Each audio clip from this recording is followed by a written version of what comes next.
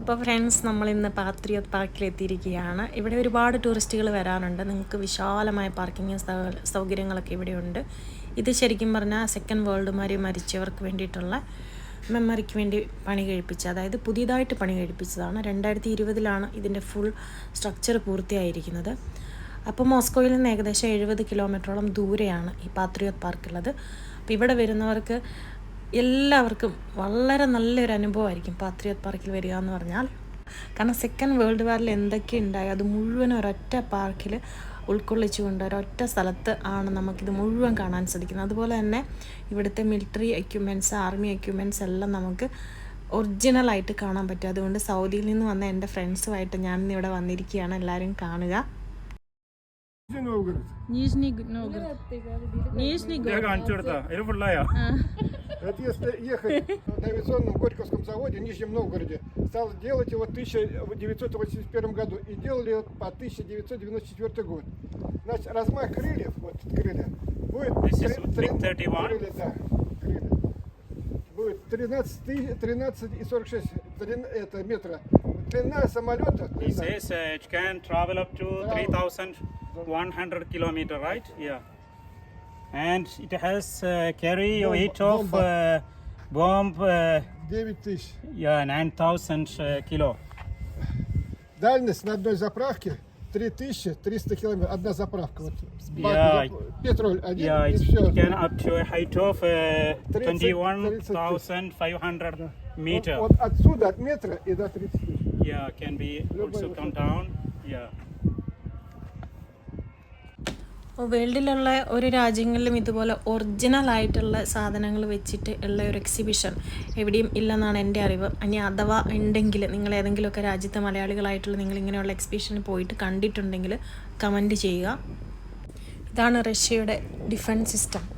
നമ്മളൊക്കെ ഇത് ന്യൂസിനകത്തൊക്കെ ഒരുപാട് തവണ കണ്ടു കഴിഞ്ഞു. പാകിസ്ഥാനുമായിട്ടുള്ള പ്രശ്നങ്ങൾ നടന്നുകൊണ്ടിരിക്കുമ്പോൾ ന്യൂസിൻ്റെ ബാക്ക്ഗ്രൗണ്ടിലൊക്കെ ഇത് കാണിക്കുന്നുണ്ടായിരുന്നു. അപ്പോൾ അതൊക്കെ നിങ്ങൾക്ക് ഇവിടെ വന്നു കഴിഞ്ഞാൽ ഒറിജിനലായിട്ട് കാണാൻ പറ്റും. ഇത് ഓൾഡാണ്. പുതിയതായിട്ട് പല ടെക്നോളജികളും വന്നു കഴിഞ്ഞു. പക്ഷേ ഇത് ഓൾഡാണെങ്കിൽ പോലും ഇതിനകത്തുള്ള കാര്യങ്ങളൊക്കെ അത്രയും അഡ്വാൻറ്റേജ് ആയിട്ട് തന്നെയാണ് ഇതുവരെ വർക്ക് ചെയ്തിട്ടുള്ളത് നമുക്ക് മനസ്സിലാവും. റഷ്യൻ ആർമിയിലൊക്കെ ഒരുപാട് നാൾ വർക്ക് ചെയ്തിട്ടുള്ള അപ്പച്ചനാണ് നമുക്ക് കാര്യങ്ങളൊക്കെ എക്സ്പ്ലെയിൻ ചെയ്തു തരുന്നത്. И баллистические цели, значит, дальность до 150 километров, если как далеко. 150 kilometer. Missile launcher, right? Missile launcher. ഞാൻ അപ്പോൾ ഇന്ത്യൻസ് ഇവിടെ വന്നു കഴിഞ്ഞാൽ ഇവിടെ വരിക, ഒറിജിനൽ ആയിട്ടുള്ള എല്ലാം കാണാം. അപ്പോൾ നമ്മുടെ ഇന്ത്യൻ ഫ്രണ്ട്സിനൊക്കെ വന്നിട്ട് ഭയങ്കരമായിട്ട് ഇഷ്ടപ്പെട്ടില്ലേ ഏട്ടാ? Yes, sure.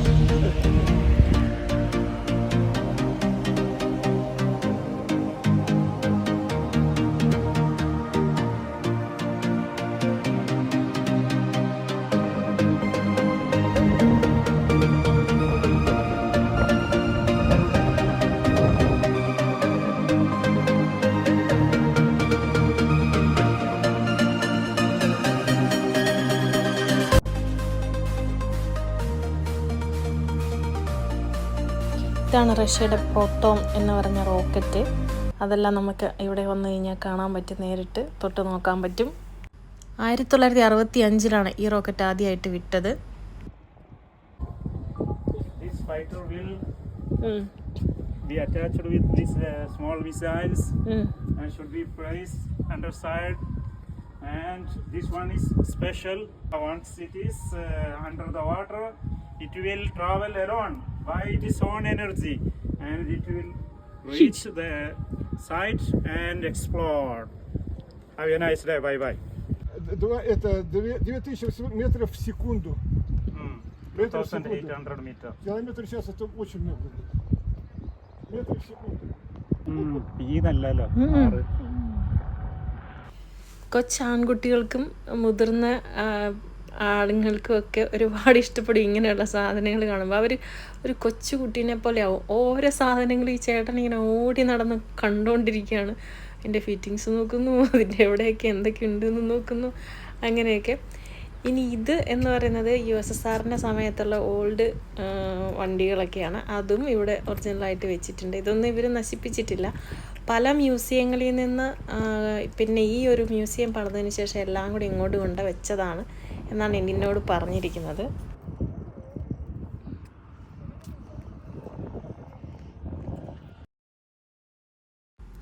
ഇതൊരു ബാലിസ്റ്റിക് മിസൈലിൻ്റെ മോഡലാണ്. മോഡലല്ല, ഒറിജിനലാണ്.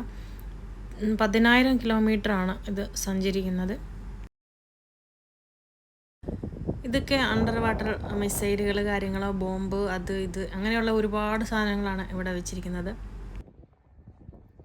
ഇതാണ് റഷ്യയുടെ ആദ്യത്തെ ന്യൂക്ലിയർ ബോംബിൻ്റെ മോഡൽ. അതിവിടെ വന്നാൽ നമുക്ക് കാണാൻ സാധിക്കും. Да. Первый советский атомный заряд. Атом бомба. Атом-бомба. Люди не знали, что такое атом. И там салжиры были, они смотрели. И очень много умерло салжиров. Что он делал? Он это придумал, бомбу Курчатов. ഇയാളാണ് ഇതിനെപ്പറ്റി ചിന്തിച്ചുണ്ടാക്കിയ ആള്, സയന്റിസ്റ്റ്. Это Берия, это безопасность, чтобы никто не украл у нас. Он как милиция смотрел, КГБ. КГБ. Смотрел, чтобы никто не украл. Тоже помогал.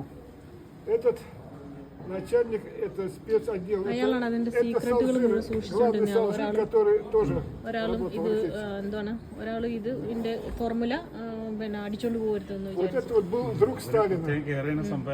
Он тоже из Грузии. Сталин грузин, а этот Мильгрел тоже из Грузии. Они друг Сталина, они вместе были. Сталин всем, а это КГБ команда.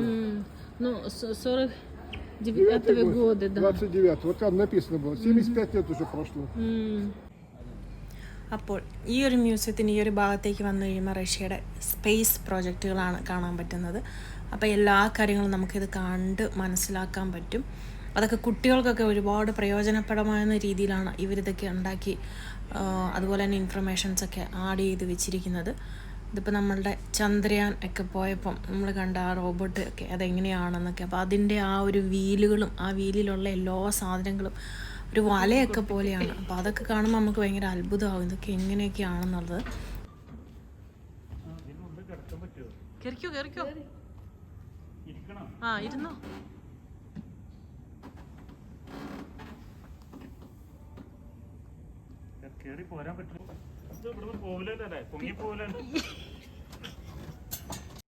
അപ്പോൾ ചേട്ടൻ ഒരു വിധത്തിൽ അതിൻ്റെ ഉള്ളിൽ വലിഞ്ഞു കയറി.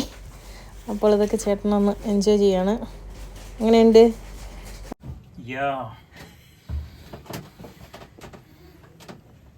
ഓക്കെ.